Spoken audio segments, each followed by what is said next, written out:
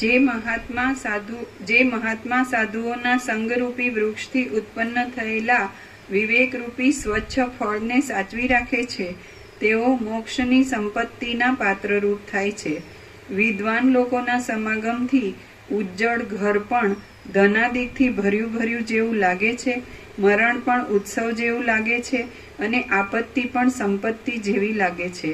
આ જગતમાં સાધુઓનો સત્સમાગમનો જ જય જયકાર છે. તે સત્સમાગમ આપદારૂપી કમલિનીને હિમરૂપ છે અને મોહરૂપી ઝાકળને પવનરૂપ છે. સાધુઓનો સમાગમ બુદ્ધિને અત્યંત વધારનાર છે, અજ્ઞાનરૂપી વૃક્ષને કાપી નાખનાર છે અને આધિઓને દૂર કરનાર છે એમ તમે સમજો.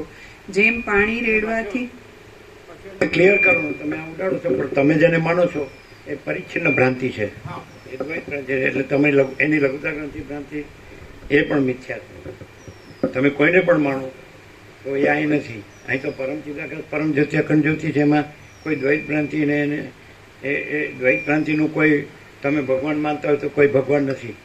એની લઘુતા ગ્રંથિ ભ્રાંતિ તમારી એ પણ ભ્રાંતિ જ છે. એટલે તમે આ ઉડાવીને તમે બીજું કાંઈ માનતા હો તો એ ભ્રાંતિ જ છે, પરિચ્છિન્ન, દેશકાળ મર્યાદિત.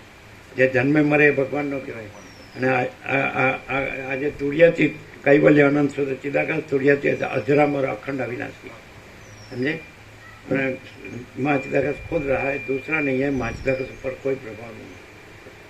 એટલે તમારો અહંકાર છે એ સાવ મિથ્યા છે, સમજે. એટલે દાખલા તરીકે તમારા જે મિથ્યા ભ્રાંતિના સંસાર વ્યવહારમાં તમે મારું માનતા કે પુરુષને સ્ત્રીને પ્રજા ઘરને ધનને માનને આમ પ્રતિષ્ઠા અથવા આમ આ બધા તમારા ફેમિલી અને રિલેશન્સ ને બધું સારું છે એમ, તે ભ્રાંતિ જ છે. મિથ્યાને નાશવંત અસત અસાધુ મિથ્યા નાશવંત અને સ્વપ્ન જેવું મૃત તૃષ્ણાનું જળ જેવું કાંઈ છે જ નહીં. એટલે કાંઈ નથી, એને જે બધું જ છે તો એને ઉડાવવું એ બહુ હલકા સૌથી નીચામાં નીચું કહેવાય, હલકામાં હલકું કહેવાય. એ કાંઈ નથી.